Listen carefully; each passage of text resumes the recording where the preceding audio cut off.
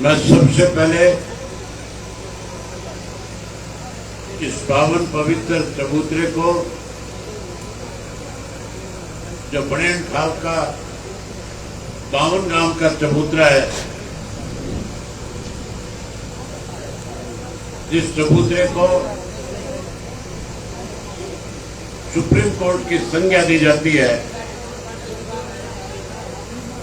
मैं अपनी तरफ से, अपनी पार्टी और परिवार की तरफ से नमन करता हूं। जहां चबूतरे को नमन करता हूं, वहीं दादा रामेश्वर तीर्थ का जो ये मंदिर सन 1444 में बना है, उस मंदिर को भी मैंने नमन किया। एक बार फिर नमन करता हूं।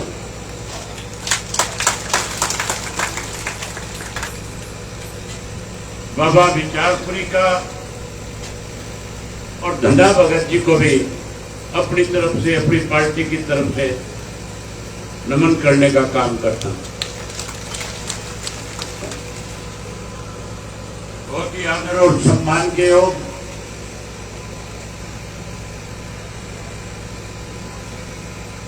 इस परिवर्तन यात्रा में मेरे साथ चल रहे पार्टी के राष्ट्रीय, प्रदेश, जिला और हल्का स्तर के सभी नेतागण, मान और सम्मान के योग मेरे साथ मंच पे बैठे हुए आपके सभी आदरणीय अलग अलग तबकों के प्रधान, गांव जड़ोदा के आदरणीय मेरे पिता तुल्य बुजुर्गों, नौजवान साथियों, सम्मान के योग्य माताओं, बहनों, पत्रकार सहायकार दोस्तों, सबसे पहले मैं बहन पिंकी दनोदा, जो आज आपकी पार्टी में शामिल हुई है, जिससे चौधरी देवीलाल जी की नीतियों में अपनी आस्था व्यक्त करी है, तो सेक्टर सर्विसेज से रिटायर होकर के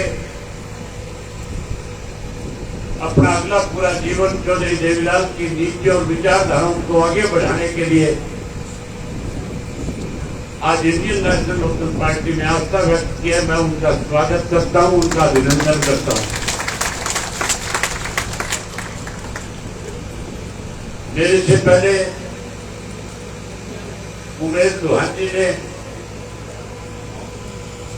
इन 9 वर्षों में किस किस्म के हालात रहे, देश 9 वर्ष में कहां जाकर के खड़ा हुआ,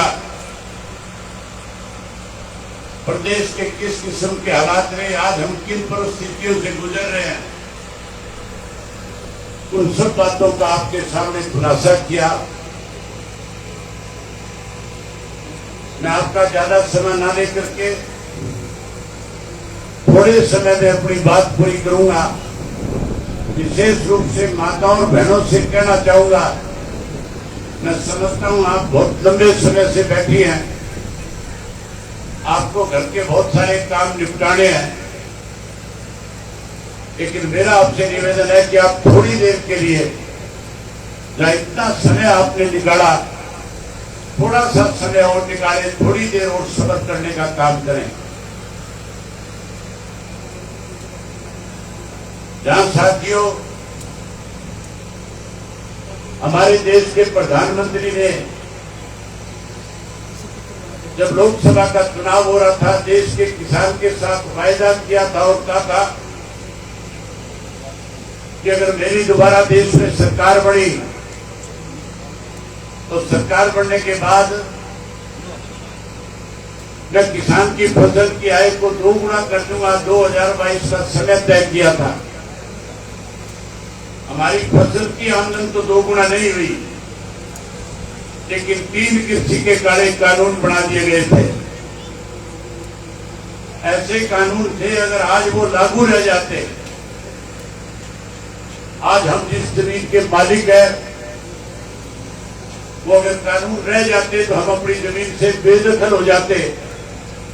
जहां हम अपनी जमीन से बेदखल होते वही बड़े बड़े कॉर्पोरेट घराने जमीन के मालिक होते। हम अपनी जमीन में नौकर बन करके काम करने पे मजबूर हो जाते।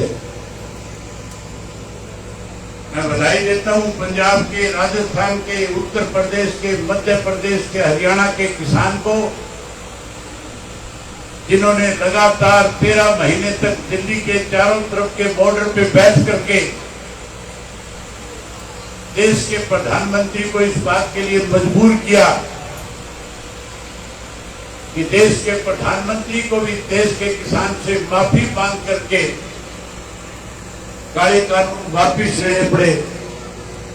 750 से ज्यादा ऐसे किसान वहां पर थे जो घर बार परिवार बच्चे सब छोड़ करके आए। जिन 750 किसानों ने शहादत दी।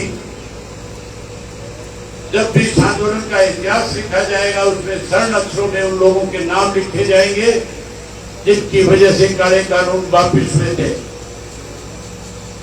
जब 750 लोगों ने शहादत दी, एक समय ऐसा भी आया था जब मैं हजारों साथियों के साथ टिकरी के बॉर्डर पे किसानों के बीच में उस आंदोलन में अपना सहयोग देने गया था। वहां पे जो किसान नेता आंदोलन की अगुवाई कर रहे थे, उन किसान नेताओं ने मेरे सामने एक प्रस्ताव रखा। उन्होंने कहा कि आज अगर हमारे बीच में चौधरी देवीलाल होते तो आज इस आंदोलन की रूपरेखा अलग होती, आंदोलन कहीं और खड़ा दिखाई देता। आज इसकी सरकार इस आंदोलन के सामने मजबूर हो जाती। हम आपसे उम्मीद करते हैं कि आप भी कोई ऐसा फैसला लो जिसकी वजह से आंदोलन को ताकत मिले। मैंने कहा मैं आपकी बात को समझता हूं और मैंने उसी वक्त ये फैसला कर लिया। अखबार के लोगों को बुला करके कह दिया कि आप निश्चिंत रहो, जैसी आपकी मंशा के मुताबिक फैसला लेने का काम करूंगा। और मैंने प्रेस के लोगों को बुला करके कहा कि 26 जनवरी तक या तो कृषि के काले कानून खत्म हो जाएंगे, अगर ये कानून खत्म नहीं हुए तो 27 जनवरी को जाकर के विधानसभा से इस्तीफा दे दूंगा, किसानों के बीच में आकर के बॉर्डर पे बैठ जाऊंगा। साथियों, 26 जनवरी का दिन जो था बहुत महत्वपूर्ण दिन था। 26 जनवरी को लाखों किसान अपने ट्रैक्टर के ऊपर तिरंगा लगा करके तिरंगा यात्रा दिल्ली में निकाल रहे थे। जब किसानों ने यात्रा की बात कही, भारतीय जनता पार्टी की सरकार ने दिल्ली के लोगों में भय का माहौल पैदा करने की कोशिश करी। अखबार के माध्यम से, टेलीविजन के माध्यम से, रेडियो के माध्यम से इस किस्म की अफवाहें फैलाई गई। दिल्ली के लोगों में डर और भय पैदा करने के लिए कहा गया कि जब लाखों किसान दिल्ली में आएगा, दिल्ली को लूट करके ले जाएगा। मैं भी उस यात्रा का हिस्सा था, मैं भी एक ट्रैक्टर पे बैठ करके उस यात्रा में शामिल हुआ था। जब हमने दिल्ली में प्रवेश किया, कहीं हम भी इस बात से चिंतित थे कि दिल्ली के लोग पता नहीं इस यात्रा से क्या महसूस करेंगे। इस यात्रा से कहीं लोग इसका कोई उल्टा असर ना जाए। लेकिन हैरानी की बात है, जब हमने दिल्ली में प्रवेश किया, लोगों ने फूलों की वर्षा करी, मिठाई बांटी, जगह जगह लंगर लगाए, दूध पिलाया, जूस पिलाया। किसानों का बहुत भारी दिल्ली के लोगों ने स्वागत करने का काम किया। यात्रा को चलते चलते जब शाम होगी, मुख्य प्रधानमंत्री को लगा कि यात्रा सफल हो रही है, दिल्ली के लोग किसान के साथ खड़े हो रहे हैं, कैसे उस किसान आंदोलन को बदनाम किया जाए, इसके लिए अफवाह फैला दी। इस यात्रा के अंदर अलगामबाजी आ गई, खालिस्तानी आ गए, जिन्होंने लाल किले पे जाकर के कब्जा कर लिया, लाल किले पे जाकर के तिरंगे का अपमान करके खालिस्तान का झंडा चढ़ा दिया। इस किस्म की अफवाह फैला करके उस आंदोलन को कमजोर करने की एक साजिश रची गई। मुझे भी बहुत सारे नेताओं के टेलीफोन आए, कहने लगे अभय सिंह अब इस्तीफा देने से कुछ नहीं होगा, आंदोलन आज रात तक खत्म हो जाएगा, लोग अपने घरों को चले जाएंगे, ये आंदोलन किसानों का ना होकर के खालिस्तानियों का हो गया। मुझे जो टेलीफोन कर रहे थे, मैंने उन साथियों से आगे से कहा कि आप सही मायने में किसान के हितैषी हैं, अगर आप किसान का वोट लेकर के विधानसभा और लोकसभा में गए हो, आप चाहते हो किसान की अनदेखी ना हो, किसान की जमीन को छीन करके ना ले जाए, वो अपनी जमीन से बेदखल ना हो जाए, तो फिर आप लोगों को भी मेरे साथ 27 तारीख को कल के दिन जाकर के इस्तीफा देकर के किसानों के बीच में जाकर के खड़ा हो जाना चाहिए, ताकि वो आंदोलन और मजबूत हो जाए। लेकिन फोटो खिंचवाने के लिए तो सब गए थे, जब इस्तीफे की बात आ रही थी तो सबने पीठ दिखाने का काम किया। मैंने 27 तारीख को सुबह जाकर के, जब आंदोलन को तोड़ने की साजिश रची जा रही थी, मैं अपने घर से ट्रैक्टर पे बैठ करके विधानसभा में गया और विधानसभा में जाकर के स्पीकर को इस्तीफा सौंपा। इस्तीफा देकर के 27 तारीख को टीकरी के बॉर्डर पे किसानों के बीच में जाकर के बैठने का काम किया। जहां साथियों टीकरी बॉर्डर पे जाके किसानों के बीच में बैठा, वही लगातार पार्टी के कार्यकर्ताओं को, पार्टी के नेताओं को समय समय पे बुला करके उनकी ड्यूटियां लगाई कि जो बाहर से हुए किसान है, चाहे पंजाब का है, राजस्थान का है, यूपी का है, मध्य प्रदेश का है, हमारा फर्ज बनता है कि उन लोगों के बीच में किसी किस्म की दिक्कत कठिनाई ना आए। अब उनको हर तरह की जरूरत उनकी पूरी हो, उनको हर तरह की चीजें मुहैया कराएं। हमारे जो प्रदेश के अध्यक्ष चौधरी नफे सिंह राठी थे, आज आपके बीच में आने सके, मैंने उनकी जिम्मेवारी चंडीगढ़ में लगा रखी थी। सबसे पहले उन्होंने जो बाहर से आए हुए जितने भी किसान थे, सर्दी बहुत ज्यादा थी, सितंबर का महीना था, नवंबर खत्म हो रहा था, ठंड ज्यादा होने की वजह से बहुत सारी दिक्कतें आ रही थी, गैस की बहुत बड़ी किल्लत थी, खाना पकाने में दिक्कत आ रही थी। उनके पास 3 गैस की एजेंसियां थी। मैंने उनसे कहा कि आज से तीनों गैस की एजेंसियों में जितने सिलेंडर आपके पास हैं, सारे के सारे सिलेंडर किसानों को मुफ्त में दे दो, ताकि इनको इस किस्म की दिक्कत का सामना ना करना पड़े। 13 महीने आंदोलन चला, लगातार 13 महीने तक तीनों एजेंसियों के जितने भी सिलेंडर होते थे, सारे सिलेंडर किसानों को मुफ्त में देने का काम किया। जहां सिलेंडर मुफ्त दिए, वहां हर तरह की सुविधा मुहैया कराने के लिए पार्टी के कार्यकर्ता ने अपने जेब से पैसे खर्च करके उस आंदोलन को मजबूत किया। आखिर एक समय ऐसा आया, इलाहाबाद का चुनाव की तारीख तय होगी। मुझे वहां के लोगों ने इकट्ठे होकर के कहा कि आपको चुनाव लड़ना है। मैंने उनके सामने कहा कि मैं तो ये कह करके इस्तीफा दे करके आया था कि जब तक 3 काले कानून खत्म नहीं हो जाएंगे, मैं विधानसभा के अंदर नहीं जाऊंगा। वहां जो हजारों लोग इकट्ठे हुए, उन्होंने एक ही बात कही कि अगर आप विधानसभा में नहीं जाओगे तो फिर आने वाले समय में किसान की आवाज को कौन उठाएगा, कौन किसान की लड़ाई को लड़ेगा। जो लोग फोटो खिंचाने वाले थे वो तो पीठ दिखा गए। हमें आपसे उम्मीद है आप चुनाव लड़ो और जाकर के किसान की लड़ाई को फिर से विधानसभा में लड़ने का काम करो। मैंने उनके कहने से फार्म भरा, मेरे खिलाफ सारी ताकतें इकट्ठी होगी। कांग्रेस भी, बीजेपी, जेजेपी, जितने भी लोग थे, सबने इकट्ठे होकर के सरकारी मशीनरी का दुरुपयोग किया। जहां सरकारी मशीनरी का दुरुपयोग किया, वहां लालच और लोभ भी वोटर्स को दिया गया। 15-15 हजार रुपए की ऑफर दे करके मतदाताओं को प्रभावित करने की कोशिश की गई। जब मुझे पता लगा पैसा बांट करके लोगों को प्रभाव में लेकर के वोट खरीदना चाहते हैं, ईमान खरीदना चाहते हैं, मैंने गांव-गांव के कार्यक्रम बनाए, गांव-गांव में जाकर के लोगों से मिला और खुल करके कहा, ये लुटेरे तुम्हारा वोट लूटने के लिए आए हैं, ये पैसे बांट करके तुम्हारा ईमान खरीदना चाहते हैं, ये पैसा इनका अपना नहीं है, ये भी कहीं से पैसा लूट करके लेकर के आए हैं। इन लुटेरों का पैसा तुम ले लो, तुम इन लुटेरों को लूटने का काम करो। अब जिस दिन वोट डालने का समय आए उस दिन वोट मुझे डाल करके विधानसभा में भेजने का काम कर देना। साथियों, इलाहाबाद के मतदाताओं ने 2 करोड़ से ज्यादा रुपए उन लुटेरों से लूटा और लूट करके गौशालाओं में खर्च किया। धार्मिक जगह पे पैसा ले जाकर के लगाया, किसी ने अपनी जेब में नहीं डाला और सारा का सारा पैसा खर्च करके उनको मुंह के ऊपर दबेज मारने का काम किया। मुझे 9000 वोट ज्यादा दे करके जिताने का काम किया। जब मैं विधानसभा का सदस्य चुन लिया गया तो देश के प्रधानमंत्री के पास रिपोर्ट तैयार होकर के गई कि अब किसान पीछे हटने वाला नहीं है। पूरी ताकत लगा करके देख ली इलाहाबाद में, इतनी ताकत लगाने के बावजूद भी किसान तब से मछली हुआ। अब आपको फैसला लेना चाहिए। आखिर मजबूर होकर के देश के प्रधानमंत्री ने तीनों काले कानून वापिस लिए। काले कानून वापिस लिए भाई, ये कहा कि एमएसपी का कानून बनाऊंगा और एमएसपी का कानून बना करके किसान को मालो माल करने का काम करूंगा।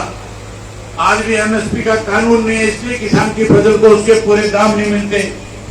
जहां पूरे दाम नहीं मिलते वहीं साथियों महंगाई बढ़ गई, गैस महंगी होगी, डीजल महंगा हो गया, खाद महंगी होगी, बीज महंगा हो गया, कीड़े मार दवाइयों के नाम आसमान छूने लग गई।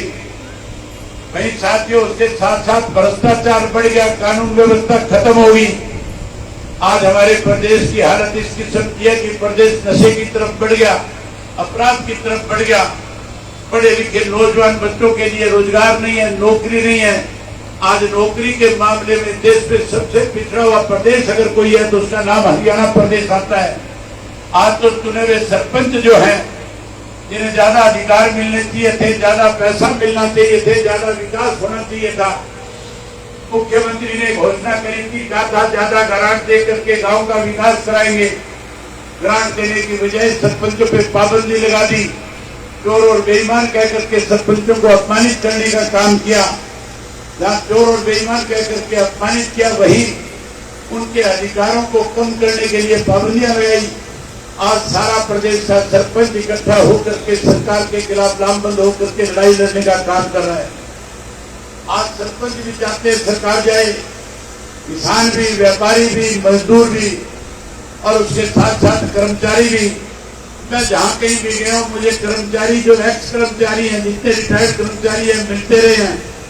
मौजूदा कर्मचारी भी आकर के मिलते हैं, आकर के मांग पत्र देते हैं और कहते हैं कि हमारी पुरानी जो पेंशन की स्कीम थी उसको बहाल करवाना। मैंने उन कर्मचारियों को आश्वासन दिया, आज भी मुझे जो मेमोरेंडम दिया आप लोगों के बीच में उनको आश्वस्त करता हूं। जैसे ही प्रदेश में बदलाव आएगा, परिवर्तन आएगा, चौधरी देवीलाल की नीतियों की सरकार बनेगी। सरकार बनने के बाद सबसे पहले पुरानी जो पेंशन स्कीम है उसको बहाल करने का काम करेंगे, उसको बहाल करने का काम करेंगे। जहां पेंशन उस पुरानी स्कीम बहाल करेंगे, वहीं उसके साथ साथ आज की मौजूदा जो सरकार है बुजुर्गों की पेंशन काट रही है, गरीब आदमी का पीड़ा काला काट रही है। वहीं उसके साथ साथ 1100 रुपए ये कह करके लोगों से जबरदस्ती दिए जा रहे हैं कि जिसका बैंक में खाता है, जिसके पास आधार कार्ड है, वो पैन कार्ड के साथ आधार कार्ड को जुड़वाओ, और अगर नहीं जुड़वाओगे 10-10 हजार रुपया जुर्माना देंगे। लोग जब जाते हैं जुड़वाने के लिए 1100 रुपए ले लिए जाते हैं। मैंने मुख्यमंत्री से पूछा था ये 1100 किस चीज के ले रहे हो? मुख्यमंत्री ने कहा कि हमारा फैसला है, सरकार का फैसला है, हम आने वाले समय में इससे लोगों को लाभ पहुंचाएंगे। मैंने उसको कहा कि मैंने आज तक जितने पोर्टल बनाए, जितने अलग अलग आईडी बनाई, उससे तो कोई फायदा हुआ नहीं, आने वाले समय में कैसे फायदा होगा? मेरी बात का जवाब देने की बजाय टाल गया। जहां साथियों आज इस तरह की दिक्कत कठिनाई है, चौधरी ओम प्रकाश चौटाला जी ने जब ये यात्रा शुरू करी थी, आज मैं आपके बीच में 2500 किलोमीटर से ज्यादा का सफर तय करके आया हूँ। रोजाना 20 किलोमीटर गांव में पैदल चलता हूँ, शाम 20 किलोमीटर चलता हूँ। रास्ते में जितने गांव होता है लोगों से मिलता हूँ, लोगों से मिलकर के सारी बात करता हूँ, पूछता हूँ क्या क्या दिक्कत और कठिनाई है। लोग अपनी तरफ से घूम करके सारी बात बताते हैं।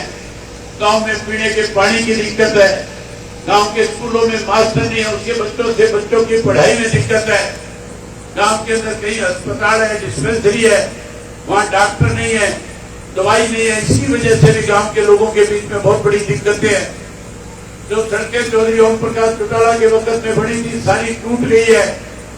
आज सड़कें खराब पड़ी है, बच्चों के लिए खेल के मैदान नहीं है, पीने के पानी का कोई बंदोबस्त नहीं है। आज हर आदमी ये चाहता है कि परिवर्तन आए। दोनों गांव के लोग भी चाहते होंगे कि परिवर्तन आए। चाहते हो कि नहीं चाहते हो परिवर्तन आए? अगर चाहते हो तो दोनों हाथ खड़े करो मेरे साथ कि परिवर्तन चाहते हो। मैं पत्रकार साथियों से कहना चाहूंगा, मैंने जिस दिन यात्रा शुरू करी थी उस दिन बहुत सारे राजनीतिक लोगों ने मेरे ऊपर कटाक्ष किए थे। कुछ एक तो ये कहते थे यात्रा 4 दिन नहीं चलेगी, कुछ ये कहते थे 40 दिन नहीं चल पाएंगे, 40 किलोमीटर नहीं चल पाएंगे, और कुछ ये कह रहे थे कोई परिवर्तन नहीं आने वाला है। मैं उन लोगों को बता देना चाहता हूं, ये दनौदा गांव सबसे बड़े बदलाव की निशानी है। जो फैसला दनौदा की चबूतरे पे हो जाता है, उस फैसले के बाद पूरा 3 जिला खड़ा हो जाता है और पूरे 3 जिले के लोग दनौदा के फैसले पे मोहर लगाने का काम करते हैं। पत्रकार साथियों से कहना चाहूंगा, सोशल मीडिया पे, अखबार पे, सब पे ये बात बता देना कि दनौदा के चबूतरे के ऊपर इस बात का फैसला हो गया कि आने वाले समय में 2024 में परिवर्तन करेंगे और परिवर्तन करके चौधरी देवीलाल की नीतियों की सरकार बना करके चौधरी ओम प्रकाश चौटाला के नेतृत्व में प्रदेश में राज बनाने का काम करेंगे। जहां साथियों ये सारे काम होंगे, मैं आप लोगों से ज्यादा समय न लेकर के 2-4 बात करके इजाजत देना चाहूंगा। काफी लंबा समय हो गया। चौधरी ओम प्रकाश चौटाला ने जब यात्रा को झंडी दिखाई थी, उस वक्त हजारों लोग थे। उन्होंने उनके बीच में कहा था कि अगर आप हमारी सरकार बना दोगे, परिवर्तन ला दोगे, तो परिवर्तन लाने के बाद सबसे पहले जो 1100 रुपए आपसे जबरदस्ती लिए जा रहे हैं, ये सारे पैसे आपके खाते में वापिस कराने का काम करेंगे। जहां ये पैसा आपके खाते में जमा कराएंगे, वहीं बुजुर्गों की जो 5 लाख की पेंशन काट दी, हम उन बुजुर्गों को ब्याज के समेत 5 लाख लोगों को पेंशन का पैसा देने का काम करेंगे। ये जेजेपी वाले कहते थे 5100 करेंगे, इन्होंने तो नहीं किए। ये तो झूठ बोल करके कहीं आपका वोट ले गए थे, कहीं चौधरी देवीलाल की फोटो दिखा करके चौधरी ओम प्रकाश चौटाला की पीठ पे छुरा घोंप गए थे, कई लाखों लोगों के साथ विश्वासघात करने का काम किया था। आज वो लोग तो नंगर हो चुके हैं, आज वो लोग बदनाम हो चुके हैं। आज कोई भी व्यक्ति जेजेपी के साथ नहीं है, सब जेजेपी को छोड़ करके फिर से घर वापसी कर चुके हैं। इस दनौदा गांव के भी सारे बुजुर्ग, सारे नौजवान, सारी माताएं बहनें, जिन किसी ने गलतफहमी में आकर के जेजेपी को वोट दिया था, उन्होंने घर वापसी कर ली कि नहीं कर ली? अगर घर वापसी कर दी तो एक बार हाथ खड़े करके और कहो कि घर वापसी होगी सबकी। आप सबने घर वापसी कर ली। वहीं साथियों, हमने फैसला लिया है कि हमारी सरकार बनने के बाद, आपका राज बनने के बाद, कमेरे की सरकार बनने के बाद 100 रुपए वाली पेंशन जो चौधरी देवीलाल ने शुरू करी थी, हम उसको 7500 रुपया महीना करके बुजुर्गों का मान सम्मान बढ़ाने का काम करेंगे। एक घर के 2 बुजुर्ग पेंशन लेने वाले होंगे, 15,000 रुपया सरकार की तरफ से पेंशन के रूप में उनके घर में आया करेगा। वहीं उसके साथ साथ हमारा फैसला है कि आज हमारे पढ़े लिखे नौजवान बच्चों की अनदेखी हो रही है। आज 38% से ज्यादा हरियाणा प्रदेश के बच्चे अनएम्प्लॉयड है, जिनके पास रोजगार नहीं है, नौकरी नहीं है। मैं आज आपके बीच में बता करके कह करके जा रहा हूं कि जैसे ही राज बनाओगे, जैसे ही परिवर्तन लाओगे, हम हर घर से पढ़े लिखे नौजवान बेटे को, बेटी को रोजगार और नौकरी देने का काम करेंगे। जहां नौकरी और रोजगार देंगे, कोई एक आधा भी इससे रह जाएगा, उसे मायूस नहीं होने देंगे। उसे 21,000 रुपया बेरोजगारी भत्ता देकर के उसका भी मान सम्मान बढ़ाने का काम करेंगे। ये मोदी जो इन माताओं और बहनों से झूठ बोल करके वोट ले गया था, कहता था कि माताओं और बहनों को गैस का सिलेंडर, गैस का चूल्हा मुफ्त में दूंगा। आज गैस का सिलेंडर मुफ्त में देने की बजाय 1200 रुपए का कर दिया। आज सिलेंडर महंगा होने की वजह से परेशानियों का सामना करना पड़ता है। आप बहुत बड़ा बदलाव कर सकती हो अगर आप बदलाव करोगी, आप परिवर्तन करोगी, आप अगर सरकार बनाओगी तो हर घर में महीने की पहली तारीख को सरकार की तरफ से आपके पास गैस का सिलेंडर मुफ्त में आया करेगा। हम गैस का सिलेंडर आपको हर महीने मुफ्त देंगे। वही उसके साथ साथ 1100 रुपए लूण मिर्च के भी साथ में दूंगा ताकि रसोई का कलेश कट जाए। ये सारी सुख सुविधाएं आपको प्रदान करेंगे। साथियों, परिवर्तन लाने के लिए कोई जिद्दोजहद करने की जरूरत नहीं है, कोई आंदोलन चलाने की जरूरत नहीं है। आप काम में घर में बैठे बैठे परिवर्तन कर सकते हो। जब सुबह सवेरे अपने बड़ों को प्रणाम करते हो, राम राम करते हो, मान सम्मान देते हो, उसके साथ साथ कहना शुरू कर दो परिवर्तन करो। क्या कहोगे? परिवर्तन करो। जब आप परिवर्तन कहना शुरू कर दोगे, कांग्रेस वाला बीजेपी वाला कोई मिल जाए उसको 3 बार कहना परिवर्तन करो, परिवर्तन करो, परिवर्तन करो। दिन में 20, 30, 50 बार जब भी आपको मिले हर बार यही बात उनके सामने दोहराना। जितनी ज्यादा बार कहोगे उतना ही ज्यादा परेशान हो जाएगा, और परेशान होने के बाद घर जाकर के घर वाली को ये नहीं कहेगा चाय बना दे, रोटी बना दे, फिर वो भी कहेगा परिवर्तन करो, परिवर्तन करो, परिवर्तन करो। परिवर्तन आएगा, और परिवर्तन आने के बाद साथियों फिर से सरकार आपके द्वार कार्यक्रम लगाए जाएंगे। मुझे बताया गया 100 से ज्यादा बच्चे यहाँ के इंटरनेशनल खिलाड़ी हैं। आज खेल के स्टेडियम की बहुत बड़ी दिक्कत है, उन खिलाड़ियों के लिए ट्रेनिंग देने वाला कोई कोच नहीं है। आप सरकार बनाओ, परिवर्तन करो। इस गांव के अंदर इंटरनेशनल स्टैंडर्ड का एक स्टेडियम बना करके देंगे जिसमें बच्चे अपनी जाकर के प्रैक्टिस करेंगे। हर तरह की ट्रेनिंग देने वाले कोच रखे जाएंगे ताकि हमारे ग्रामीण अंचल के बच्चे ज्यादा मेडल लेकर के देश में अपने हरियाणा प्रदेश का नाम ऊंचा करने का काम करें। जहाँ स्टेडियम बनाएंगे वहां एक ऐसा हॉस्पिटल भी बनाऊंगा कि जिस हॉस्पिटल के अंदर नरमाना से लोग चल करके आगे इलाज करा करके जाएंगे। ऐसी सुविधा आपके गांव में करेंगे। वहीं उसके साथ साथ मेरे सामने अभी अंग्रेज कह रहा था, हमारे यहाँ पे तहसील के लिए बहुत चक्कर काटने पड़ते हैं। केवल तहसील नहीं, लड़कियों का कॉलेज भी बना करके दूंगा ताकि हमारी बेटियों को पास करने के लिए जाना ना पड़े। वहीं उसके साथ साथ इस गांव के अंदर तहसील का दर्जा देंगे, तहसील बनाएंगे ताकि ग्रामीण अंचल के जो आस पड़ोस के गाँव के लोग हैं उनको जाकर के धक्के ना खाने पड़े। इस तरह की व्यवस्था करेंगे। वहीं उसके साथ साथ चौधरी देवीलाल का नारा साकार करेंगे। बिजली पानी का प्रबंध करेंगे, भ्रष्टाचार को खत्म करेंगे। एक बात और इन माताओं और बहनों के लिए कहना चाहूंगा, आज ही की बात है, मैं डबलेन से जब फ्रेंड गांव की तरफ जा रहा था और फ्रेंड से छुट्टा खेला जा रहा था, तो उस वक्त मुझे 20-30 माताएं मिली। उन्होंने मेरी गाड़ी को रोक लिया। मैंने गाड़ी रोक करके पूछा उनसे कि आप सभा में क्यों नहीं आई? तो कहने लगी थी हम सत्संग कर रही थी कि। मैंने कहा सत्संग कहाँ कर रहे थे? कोई सत्संग भवन बना हुआ है? कहने लगी नहीं, हम तो एक घर के अंदर बैठ करके सारी सत्संग कर रही थी। मैंने उसी वक्त फैसला ले लिया था कि जैसे ही इंडियन नेशनल लोकदल पार्टी सत्ता में आएगी, जैसे ही परिवर्तन होगा, हम हर गांव के अंदर, अगर गांव के अंदर चौपाल बनाई जा सकती है, बैकवर्ड की चौपाल बनाई जा सकती है, अगर शेड्यूल कास्ट की, अगर अम्बेडकर भवन बनाया जा सकता है, छोटूराम भवन बनाया जा सकता है, चौधरी देवीलाल के नाम के पार्क बनाए जा सकते हैं, तो फिर हर गांव के अंदर माताओं और बहनों के लिए सत्संग भवन क्यों नहीं बनाए जा सकते? हम हर गांव के हरियाणा के अंदर सत्संग भवन बनाएंगे और ऐसे भव्य सत्संग भवन बनाएंगे जिसमें पार्क की सुविधा साथ में होगी। उसके अंदर ऐसी हरियाली, पेड़ पौधे लगाएंगे जिसकी छाव में बैठ करके माताएं बहनें आराम से अपना परमात्मा का नाम लेने का काम करेंगी। जहाँ ये सारी सुख सुविधाएं देंगे, वहीं उसके साथ साथ आज तो बिजली की कमी है। आपने देखा अभी बिजली चली गई थी। आज जहाँ बिजली कम आती है, बिजली के मीटर घरों के बाहर लगा करके कहीं हमें अपमानित करने का काम सरकार ने किया है। मीटर भी ऐसे लगा दिए जो धूप की, जो बिजली की बजाय धूप से चलते हैं। अगर कोई एक आधा मीटर, तो मैंने ऐसा भी देखा है कि कोई आदमी हुक्का लेके उसके साथ खड़ा होकर जोर की घूट मार दे, उससे भी चल पड़ता है।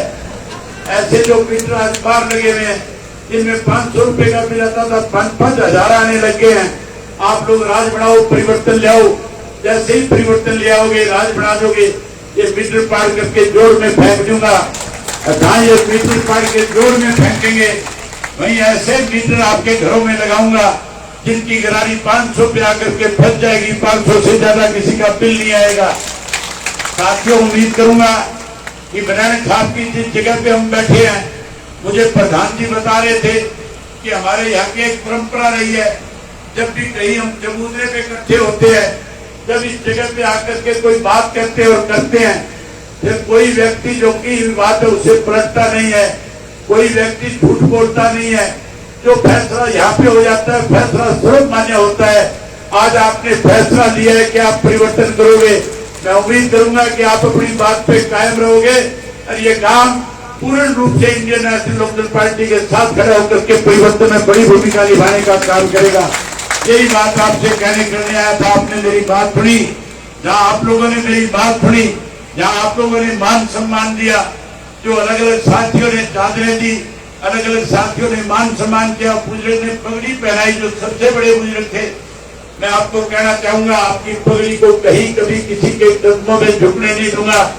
आपकी इस पगड़ी की हमेशा मान रखूंगा और इस तरह से इस पगड़ी का मान रखूंगा कि आने वाले समय में लोग इस बात का जिक्र करेंगे कि अभय सिंह के सर पे बनैन खाप की पगड़ी रखी गई थी और उसने बनैन खाप के साथ जो वायदे किए पूरे करने का काम किया। आपने बात सुनी, आप सबका बहुत बहुत धन्यवाद। जय हिंद, जय हरियाणा।